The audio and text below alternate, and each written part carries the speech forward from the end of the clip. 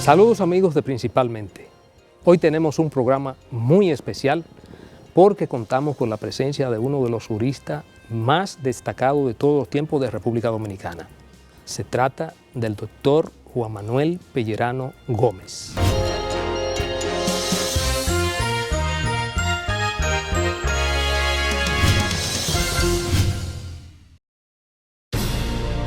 El gobierno ya garantizó el 4% para la educación.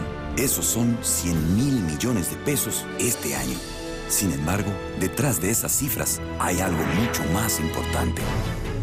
200.000 niñas y niños que se beneficiarán con alimentación nutritiva, mejor educación y una formación más completa. Productores locales que podrán vender productos frescos y de calidad a los comedores escolares. Más de 70.000 profesores con mejor salario y preparación. Y miles de madres que gracias a la tanda extendida tendrán más tiempo y tranquilidad para poder trabajar o estudiar. Así, el país entero avanza, con educación y oportunidades para todos. Un año cuidando a la gente. Gobierno de la República Dominicana. Ministerio de Educación. Hora de hacer lo que nunca se ha hecho.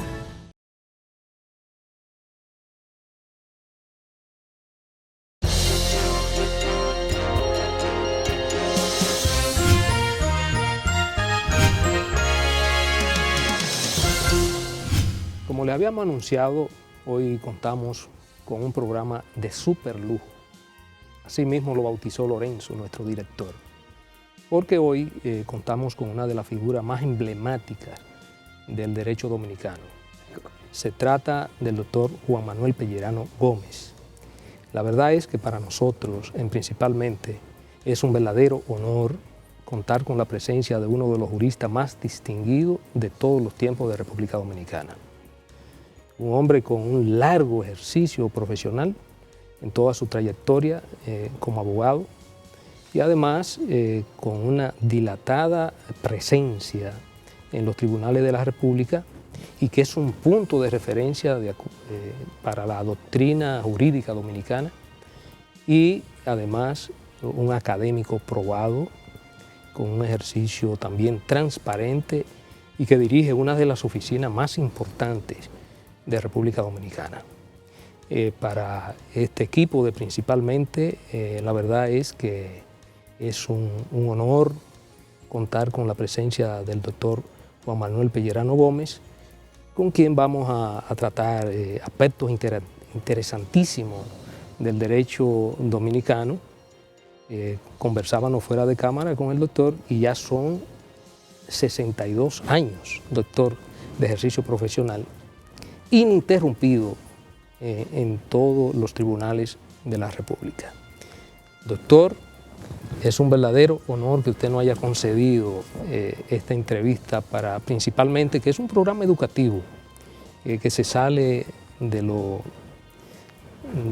cotidiano, del dimes y direte cotidiano que se vive en los medios de comunicación de República Dominicana y cuyo objetivo es mucho más bien educativo. Educar a la comunidad jurídica nacional y, por qué no, también a la población de República Dominicana. Para lo que formamos parte de este proyecto, el licenciado Olivo Rodríguez, el licenciado Ramón Núñez, el licenciado Pedro Balbuena, igualmente el licenciado Eduardo Jorge Pras, la verdad que nos llena de mucho placer poder contar con su presencia aquí en el día de hoy. Nada más. Te voy a ser sincero, me asustaste. Yo creía que tú estabas hablando de otra gente, no de mí. No. Y eso es poco, don Juan Manuel. No. Me quedé muy corto. No. Me quedé muy corto porque la verdad que aquí todos los que hemos tenido la oportunidad de ejercer el derecho de una u otra manera en República Dominicana, sea tanto en el ejercicio como abogado como también en el ejercicio de funciones públicas, como el caso nuestro, usted es un hombre que verdaderamente engrandece la profesión de abogado en nuestro país. Usted es un referente que yo creo que todos los abogados de las diferentes generaciones, la de Eduardo, la de Pedro, que es la misma mía, lo tenemos a usted como una especie de paradigma. Y usted habernos concedido la oportunidad de compartir este diálogo con usted, la verdad que nos enaltece. Yo siempre le decía a los muchachos que este es un programa histórico, que lo tendremos siempre guardado. Bueno, yo te doy las gracias, te repito las gracias, y vamos a dejarlo ahí. Don Juan Manuel, vamos a entrar en materia. Cuando usted comenzó sus estudios de Derecho, se trataba de la antigua Universidad de Santo Domingo, todavía no era Universidad Autónoma. Usted tuvo la oportunidad de abrevar los conocimientos de los juristas más prominentes que ha tenido la República Dominicana, de aquella época y todavía de todos los tiempos, yo diría. Yo quiero que usted nos hable a nosotros y obviamente a todo el público televidente, ¿cómo fueron esos tiempos universitarios? Indiscutiblemente, ya al momento en que Trujillo pone el grillete a todas las actividades dominicanas, existían ya en el país muchos abogados, y muchos abogados formados desde principios de siglo, y la mayoría de los cuales eran profesores de la Universidad de Santo Domingo. Yo recuerdo con un verdadero placer la cátedra de Floirán Tavares, hijo, de Manuel María Guerrero, o Don Puco, Ambrosio Álvarez Jaibar, Hipólito Herrera Villini, y muchos más que de momento se me escapan. Y realmente eran ya espíritus formados en derecho. Algunos tuvieron la prueba, vamos a decir, de pasar primero por la prisión y luego por el ejercicio sereno de la profesión de abogado como profesores en la Universidad de Santo Domingo. Pedro Rosell y varios más. Pedro Rosell, que era una eminencia del derecho penal. Sí, no hay duda de eso. Todavía sus obras tienen una vigencia increíble. Cierto. Es así. Doctor, cuando usted se gradúa de la universidad, ¿cómo puede usted explicarnos cómo era el inicio de la profesión de un joven abogado en esos momentos todavía en la era de Trujillo y digamos, comenzar una práctica profesional? ¿Cómo fue ese momento para usted? Bueno, la economía del país era precaria, era muy rudimental, podríamos decir. Cuando yo me gradué de abogado, antes de terminar los estudios, yo pasé a trabajar con que hoy lo llamarían paralegal, con el licenciado César de Castro. Trabajé con él 2 años como paralegal y luego 2 años después de graduado. ¿Qué hacía? Primero, yo hacía como recién graduado, llevar algunos casos de la clientela de César de Castro, que era bastante abundante. Pero cuando 2 años después decidí irme de su despacho y montar el mío conjuntamente con otro colega recién graduado, comencé una práctica increíble. Nadie creía en un abogado recién graduado. No creían allá ni creen hoy todavía. Sí. Y tienes razón, porque por más que se diga por el estudiante, es siempre deficitario en algunas de las áreas que estudia. Yo diría que el abogado sabe más por viejo que por diablo. Casi sí. Y entonces en aquellos tiempos donde nadie iba a buscarte, ¿cómo se ganaba uno un peso? Recuerdo que era muy socorrido el llamarnos abogados recién graduados unos a otros y se formulaban preguntas como esta. Tengo un amigo que necesita hacer una hipoteca por 2.000 pesos y quiero saber si tú tienes algún notario que tenga algún cliente que sea capaz de hacer el préstamo. Oye, esa operación, que era una operación de alto voltaje Para esa época. para esa época, tenía como honorarios que se pagaba, el que cogió el préstamo pagaba el primer mes de intereses, que era el interés legal, y si eran 2.000 se tendría Un 1%. un 1%. Y entonces esa sumita que se dividía entre los dos recién graduados era puesta en la gaveta del escritorio y ahí se purganteaba, podríamos decir, su gasto. Entonces, fue un comenzar de ventorrillo, porque no es otra cosa como se puede decir.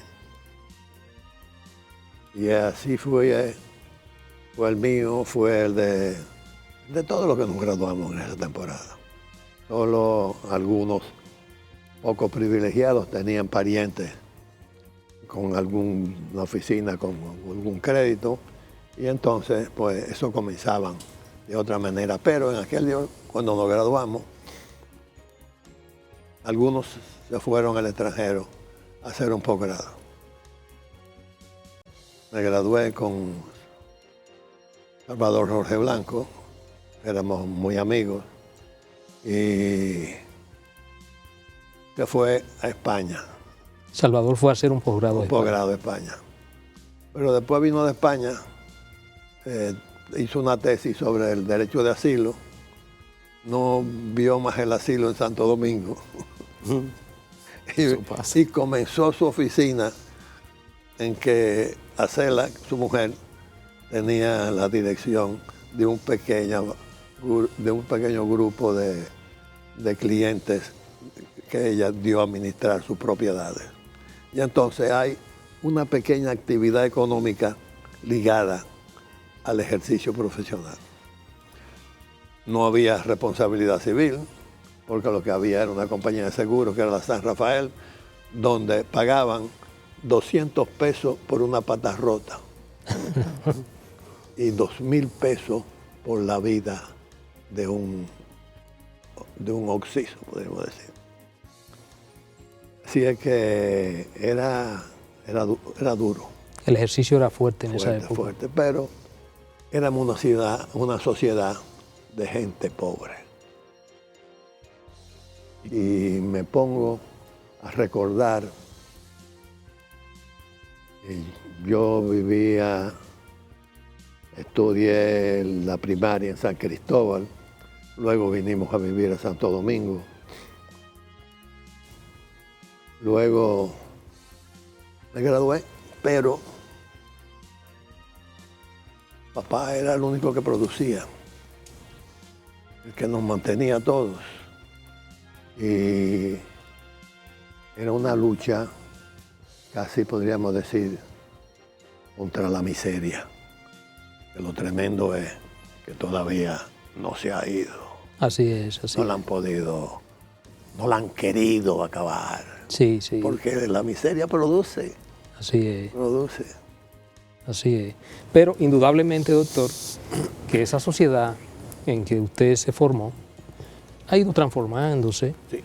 Y ya el ejercicio profesional de la abogacía, y usted a todo lo largo de ese ejercicio ha visto cómo Sí.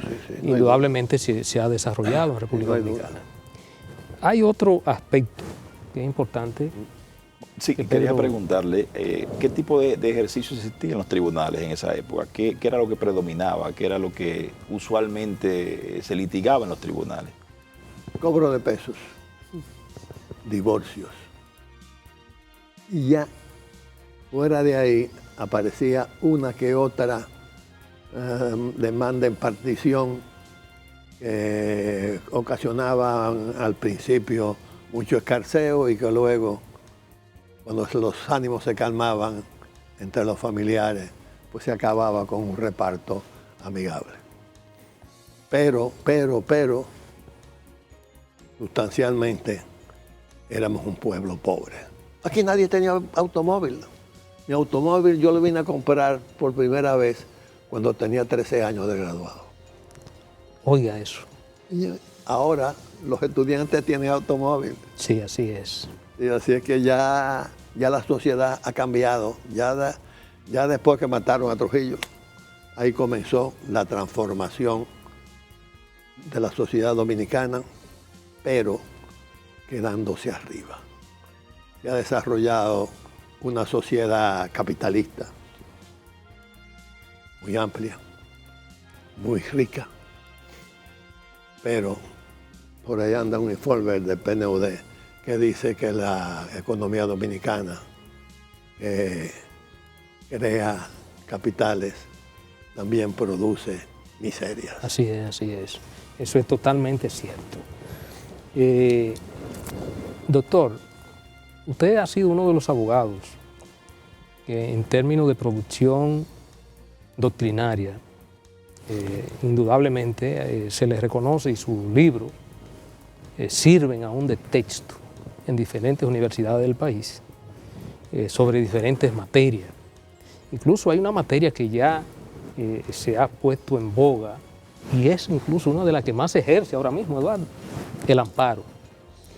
En un programa que tuvimos aquí, incluso que Eduardo participó, era la figura estelar de ese programa, hablábamos de que el padre del amparo dominicano lo es el doctor Juan Manuel Pellerano Gómez. ¿Cómo usted logra introducir aquí el amparo, incluso mucho antes de que República Dominicana fuera signataria de la Convención Interamericana de Derechos Humanos, que es donde incluso ya nosotros formamos parte de ese bloque de constitucionalidad? Y yo tuve la suerte de casarme con una mujer que tenía un pariente muy cercano en España. Él se fue de aquí joven, más joven que yo, estudió medicina, se casó por allá y fomentó una familia. Yo comencé sin saberlo. Fuimos por primera vez un fin de año a España, allá a Madrid. Pasamos unos días allá y pudimos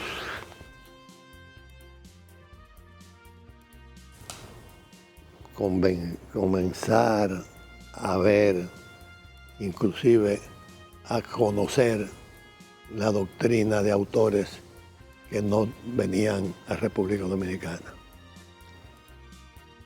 Y hay un historiador, un constitucionalista español, creo que Sánchez Agesta me parece, el apellido, que publicó un volumen titulado Derecho Constitucional Americano. Se me ocurrió comprarlo y leérmelo. Y ahí me topé con una afirmación que hace el autor de que el amparo es una institución del derecho constitucional americano. Y efectivamente, ahí comenzó a enterarme por primera vez del amparo, de qué era el amparo. Y en Argentina se produjo un caso de juristas inquietos que no habían consagrado el derecho de amparo, aparentemente. Y esos juristas usaron algo que teníamos los dominicanos, que era la ley de habeas corpus. Y entonces allá en la Argentina, en el caso Cot y el caso de otro árabe, Siri. el caso Siri, obtuvieron decisiones donde dijeron la Corte Suprema, no, ahí no hay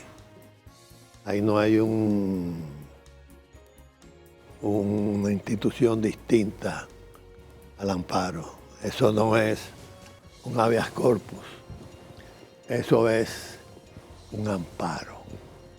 Y entonces hace la Corte Suprema Argentina la fundamentación de la teoría completa. En ese entonces yo era miembro de una sociedad, una unión de abogados internacionales con sede en Francia. Y fui a un congreso que hubo, creo que fue en Canadá. Y ahí me topé con unos abogados argentinos. Y le hablé del caso Siri, del caso Cot, y me prometieron y me cumplieron en mandarme una copia de las dos decisiones. Y fui, como diríamos, metiéndome, y hasta que encontré a Brewer Carías, un abogado el venezolano, ¿no? venezolano brillante, que había escrito algo sobre el amparo. No, el título no me lo recuerdo, pero básicamente era la admisión que hacían los tribunales venezolanos de recursos de amparo en materia administrativa. Bueno, cogiendo por aquí, cogiendo por allá, resultaba que real y efectivamente el amparo era una institución, y una institución de derecho público. Y ahí fui hilando una cosa con la otra, hasta que se me ocurrió publicar Constitución y Política, y ahí consigné un artículo que denominé, creo que, el derecho de amparo. Excelente. Pero, Doctor, pero déjame decirte algo. Eso yo lo publiqué y 20 años después,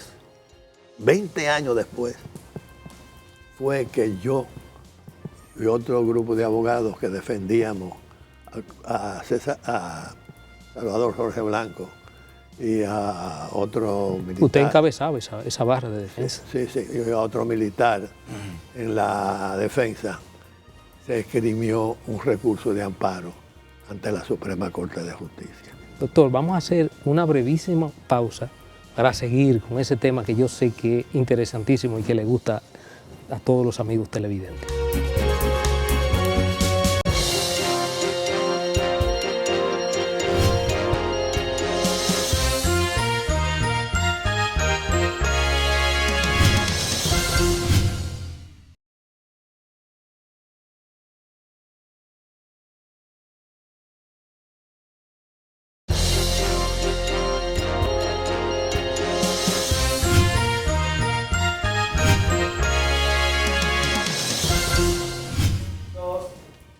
Doctor, usted también se le debe la mención por vez primera de la noción de bloque de constitucionalidad. Sí.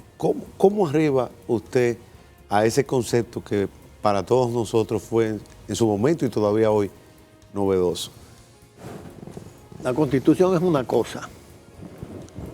Es ese folleto que anda por ahí, que más que folleto es una ley, y ley de leyes la llaman. Pero alrededor de la Constitución hay instituciones y algunas no llegan a estar en la letra de la Constitución, otras sí.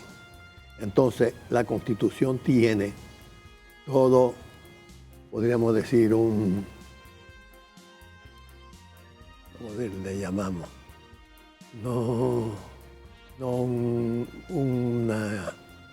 Como un régimen que no solo se concreta al texto de la Constitución. Con la agravante de que la Constitución dominicana ha sido siempre una. Yo digo que comenzamos en 1844 buscando una Constitución que fue en principio originalmente redactada como un documento liberal y que Pedro Santana le impuso el artículo 210 que la convirtió en el instrumento de crimen más grande que existe en la historia dominicana. Entonces, pero esa Constitución se ha ido reformando hasta que hemos llegado a la reforma del 26 de enero del 2010, que es no la misma en sus mismos términos, porque la de 1844 tiene la metodología y la terminología de las constituciones de antes, mientras que la de ahora tiene todas las nuevas injerciones en el campo del derecho constitucional provocadas en el mundo democrático después de la Segunda Guerra Mundial. Prácticamente comienza en Alemania, se extiende por toda Europa y que ya venían de los Estados Unidos con la proclamación de su independencia. Don Juan Manuel, ¿por qué usted cree que nosotros tuvimos de alguna manera un desarrollo tardío de la concepción de la Constitución como norma? Digo, a nivel de la práctica jurídica, hubieron casos, siempre hubo casos en que se manejó el criterio, pero digamos la generalización, la aceptación general de que la Constitución es una norma directamente aplicable. ¿Por qué usted cree que, digamos, de alguna manera fuimos tímidos en el desarrollo de ese concepto? Bueno, fuimos tímidos por dos razones. Una, porque el derecho dominicano no constitucional no admitía la posibilidad de que la Constitución pudiera ser afectada porque fue la adopción de todo el derecho francés que se produjo, de todos los códigos franceses que se produjo al comienzo de la República. Y entonces había una norma del derecho público francés que prohibía a los jueces criticar la obra del gobierno. Eso, no obstante, la Constitución del 44 hablaba de la inconstitucionalidad de la ley, de la prohibición de aplicar una norma inconstitucional. Eso por un lado. Y por el otro, no me recuerdo ahora mismo quién fue el dominicano,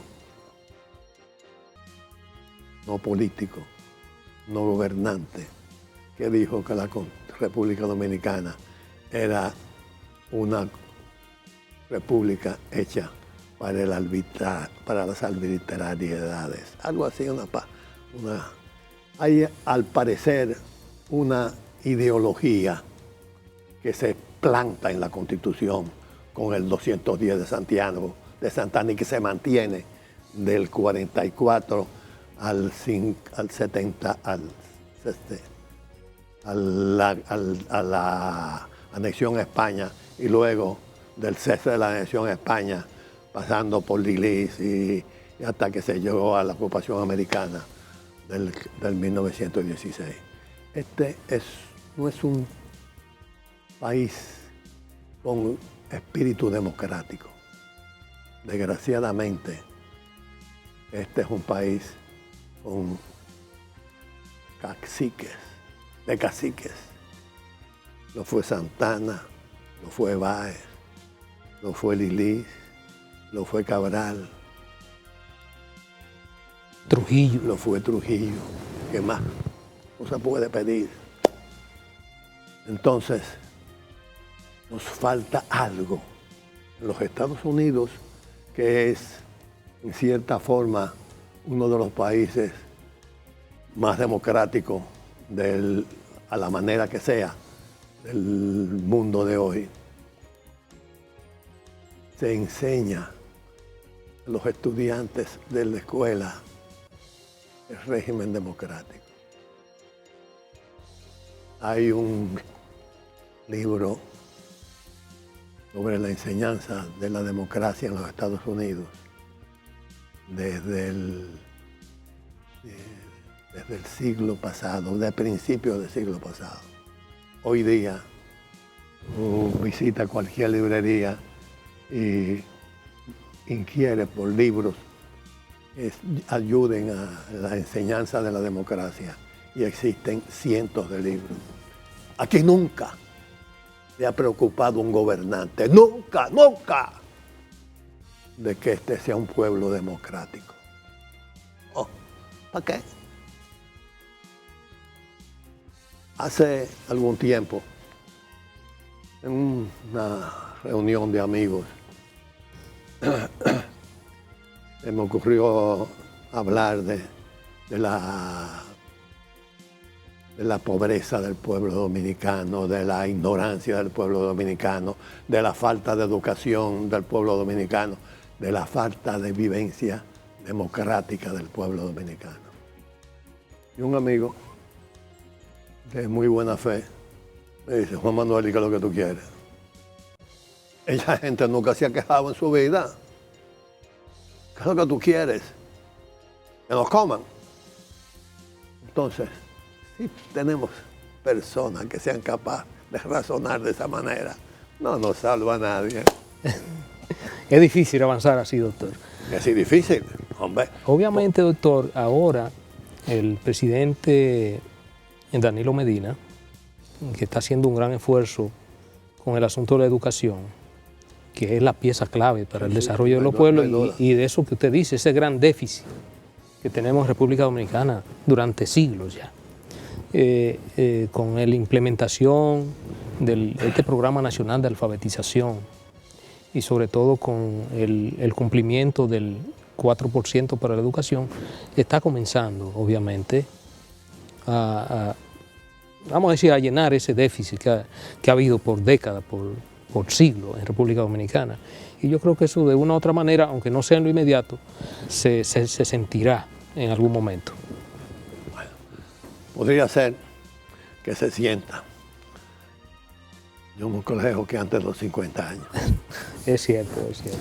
Doctor, decía en una ocasión el doctor Marino Vinicio Castillo, citando a su vez a Jesús de Galíndez, en la obra, en su tesis doctoral que le costó la vida, el secuestro y muerte de Galíndez, que la justicia de Trujillo funcionaba perfectamente en todo aquello que no tuviese que ver con Trujillo, es decir, aquellas propiedades que no eran de Trujillo y aquello que no tocase directamente al gobierno. ¿Es eso verdad? Y si es así, ¿cuál es la diferencia de la justicia de Trujillo con la justicia que nosotros hemos venido construyendo tras la llegada de la democracia, esta larga transición democrática que vivimos desde el 61 y todavía estamos tratando de consolidar? Eso es más o menos así. Trujillo tenía una larga familia de hermanos y todos eran señores y dueños de vida y hacienda de cualquier parte del país.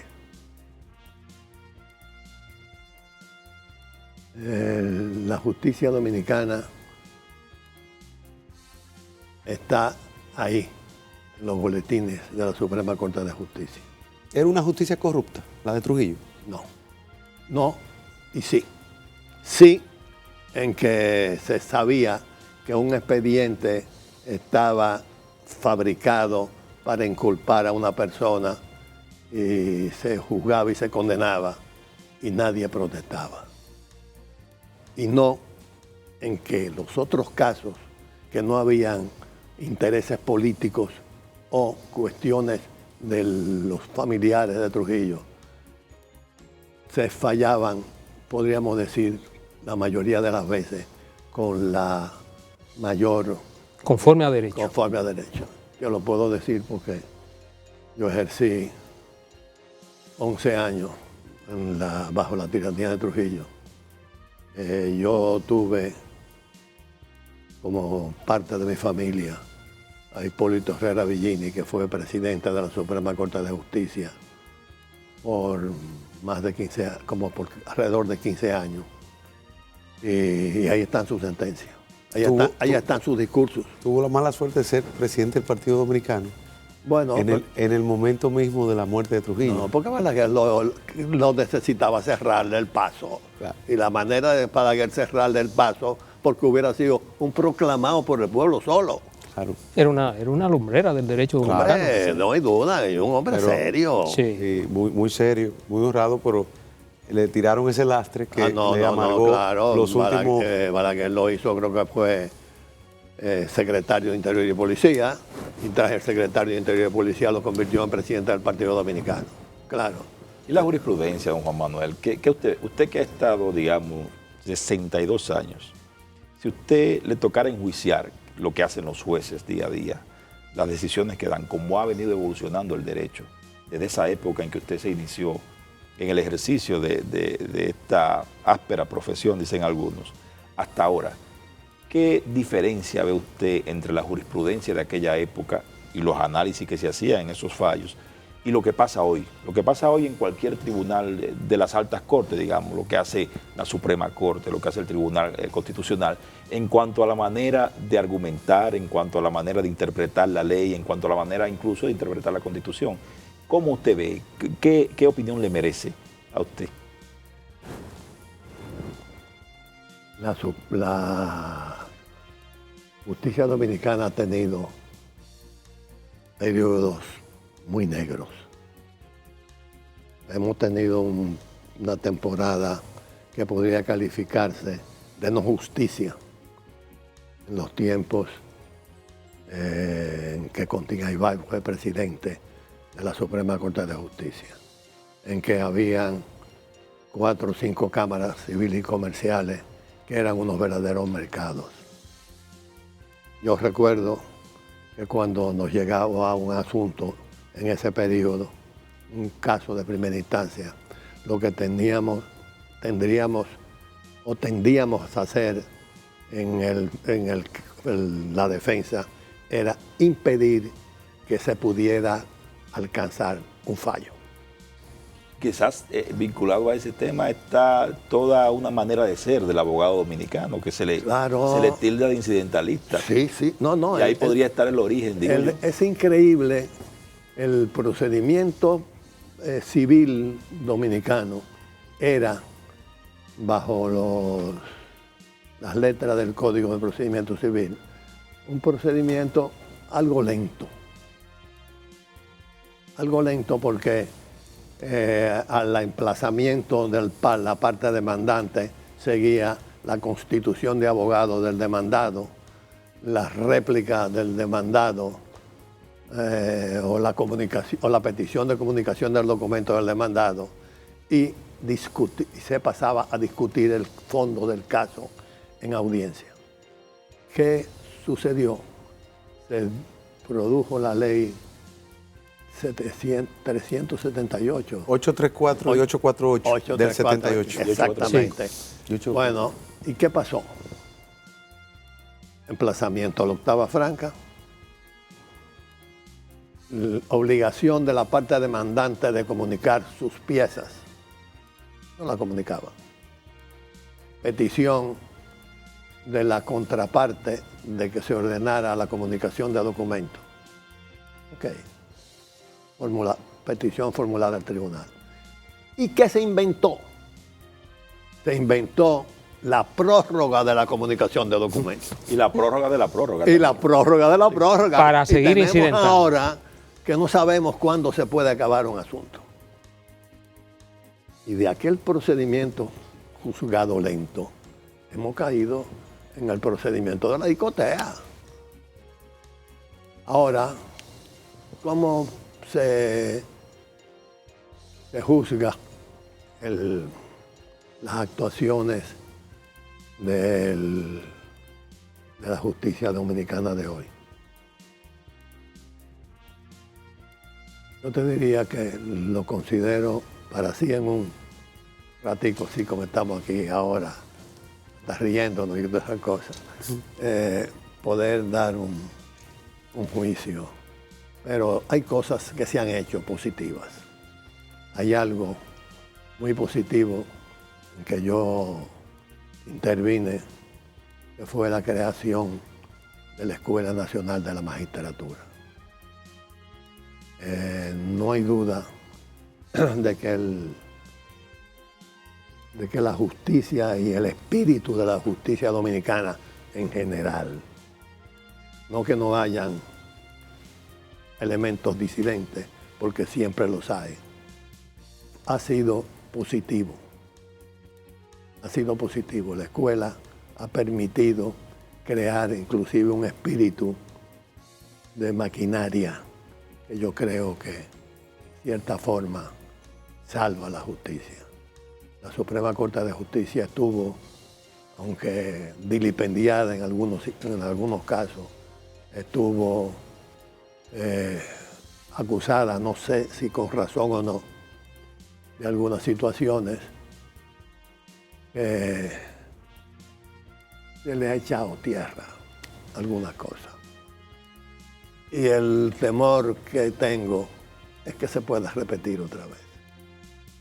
Ahora tenemos algo que no existía, que es la presión mediática. El fallo del Tribunal Constitucional, bueno o malo, ha tenido una resonancia de Atabal,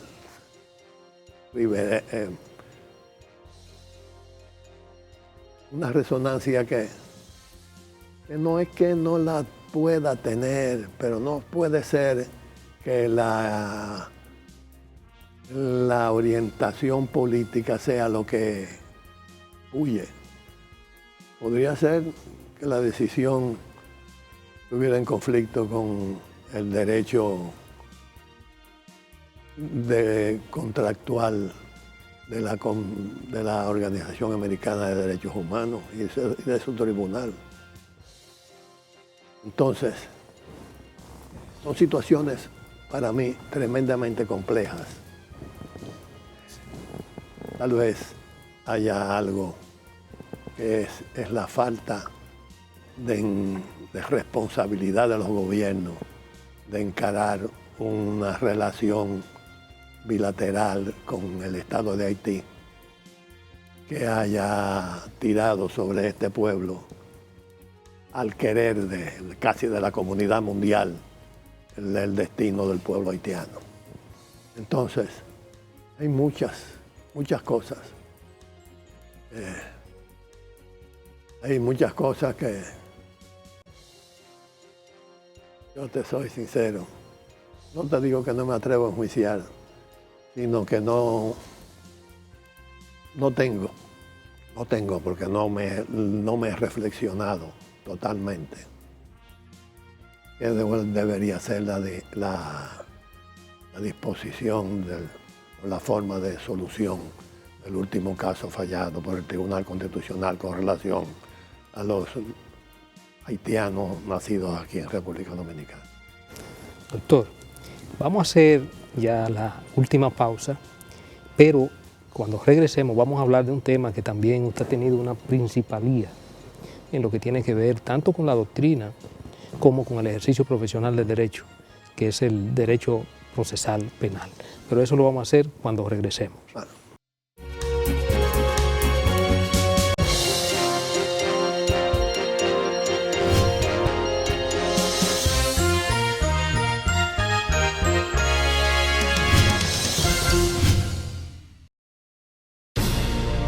El gobierno ya garantizó el 4% para la educación.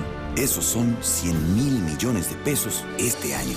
Sin embargo, detrás de esas cifras hay algo mucho más importante. 200.000 niñas y niños que se beneficiarán con alimentación nutritiva, mejor educación y una formación más completa. Productores locales que podrán vender productos frescos y de calidad a los comedores escolares. Más de 70.000 profesores con mejor salario y preparación. Y miles de madres que gracias a la tanda extendida tendrán más tiempo y tranquilidad para poder trabajar o estudiar. Así, el país entero avanza, con educación y oportunidades para todos. Un año cuidando a la gente. Gobierno de la República Dominicana. Ministerio de Educación. Hora de hacer lo que nunca se ha hecho.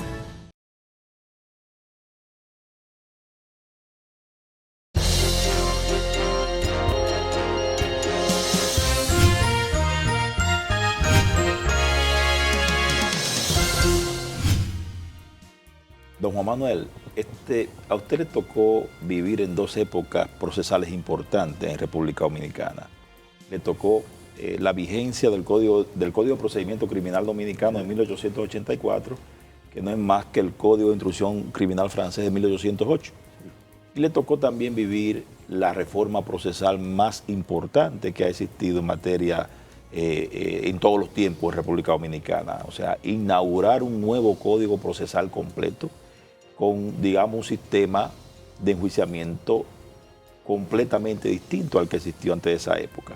Pasamos de un sistema mixto a un sistema que es predominantemente acusatorio. Desde esa perspectiva de conjunto que tiene usted al respecto, qué juicio, qué opinión le merece, digamos, la superación de un esquema procesal como el que teníamos hasta llegar a uno como el que tenemos actualmente? Yo creo que hemos llegado de un extremo a otro. El régimen inquisitorio del viejo Código de Procedimiento Penal es la antítesis del sistema acusatorio que se ha pretendido implantar, que no sé hasta dónde, podríamos decir, ha sido exitosamente instalado. Yo creo que no. Hay cosas que la mecánica misma del proceso lleva a la impunidad. Y todas las actuaciones penales deben terminar en el término de 3 años. ¿Sí o no? Sí, así es. Así es. Es el plazo máximo de duración del proceso. Óyeme, todos los abogaditos dominicanos expertos en reenvíos y aplazamientos. ¿Dónde vamos a llegar? Eso no es posible, no es posible. No es posible, no es posible que se diga que en 60 días hay que hacer la acusación y que la acusación no se puede hacer en 60 días porque no hay quien instruya. Miembros de la policía judicial. No es policía judicial. Son los que hacen las investigaciones con muchas deficiencias, a veces bien, pero en 60 días resulta difícil que se pueda intentar, que se va a instruir cuidadosamente un proceso. Yo creo que debimos haber sido cautelosos, no haber traído a un genio del cono sur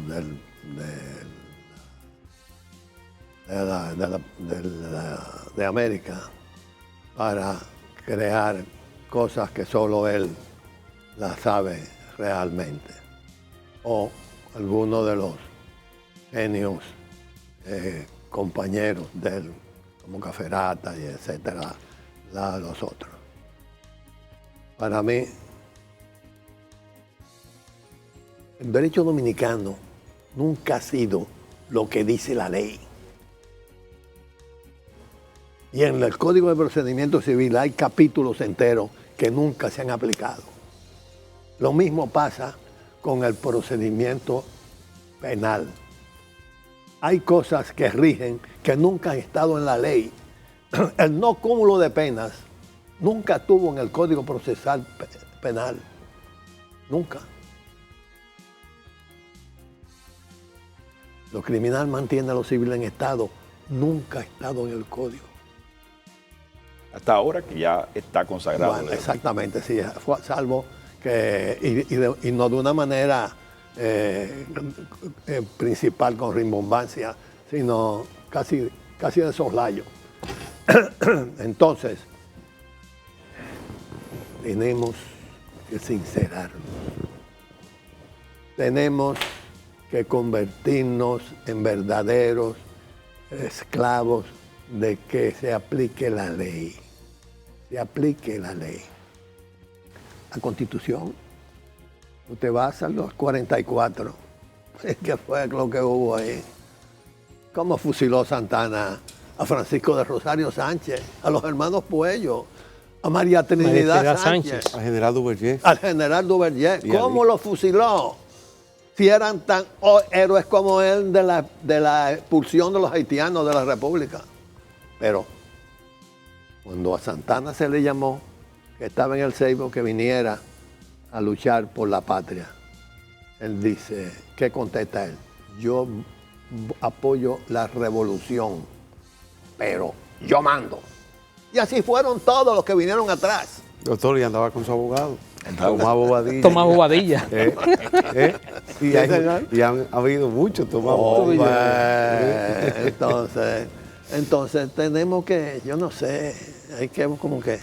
Pero ¿no le parece a usted, don Juan Manuel, que de alguna manera todo el esquema universal, el esquema de América entera, impone, desde el punto de vista del debido proceso, digamos, restricciones a las posibilidades que tienen los estados de diseñar un sistema procesal sin tomar en cuenta esos elementos mínimos? No, claro. Y que eso incluye de alguna manera todo el tema del juicio oral, todo el tema de un sistema que sugiere que sea mucho más acusatorio que inquisitorio, independientemente de cualquier cosa. Sí, debería ser así, pero ahora anda por ahí otra teoría de que el procedimiento civil debe hacerse y todos los otros procesos unificarse jurídicos debe hacerse por un patrón, buscando una simplicidad famosa. ¿Usted favorece el código único para los procesos? No. Código general del proceso. Código general del proceso. ¿Cómo va a ser? Cada proceso tiene su particularidad. Si vivimos enredados con un código para un proceso, ¿cómo vamos? ¿Qué enredo se nos va a armar para un código para todos los procesos? Sería difícil. Que no me oigan algunos amigos que andan por ahí, amigos míos. Propalando esa tesis. Bueno, la verdad que sí, doctor, ciertamente lo que ha sido el proceso de globalización que ha afectado no solo las relaciones económicas a nivel mundial, sino también las relaciones jurídicas, se ha venido imponiendo una serie de normativas, porque como usted ha visto, la República Dominicana es signataria ya de muchísimas convenciones, acuerdos y tratados internacionales que muchas veces subrogan la norma nacional a que el cumplimiento de esas normativas. Y en lo que tiene que ver con el Código Procesal Penal, que ya viene, vamos a decir que es el código latinoamericano, porque ya viene para Iberoamérica. Para Iberoamérica, que viene ya toda Centroamérica y ya lo tiene, con sus particularidades. Sudamérica también, y los pocos países que todavía no lo han adoptado están en proceso de adopción. El caso de México. El caso de Haití. El caso de Haití, el caso de Panamá, que ya lo está implementando, comienza a implementarlo. Porque obviamente se dan nuevos tipos penales que antes no existían, con el viejo código. El poder Y el poder del norte, el poder del norte, que también que sea... sobre el sur. Exacto, el poder del norte que ha ido a través de sus agencias. Sí, sí, hombre. Claro, don Juan Manuel, esto tiene también otro tipo de implicaciones, si se quiere, de carácter políticos. Por ejemplo,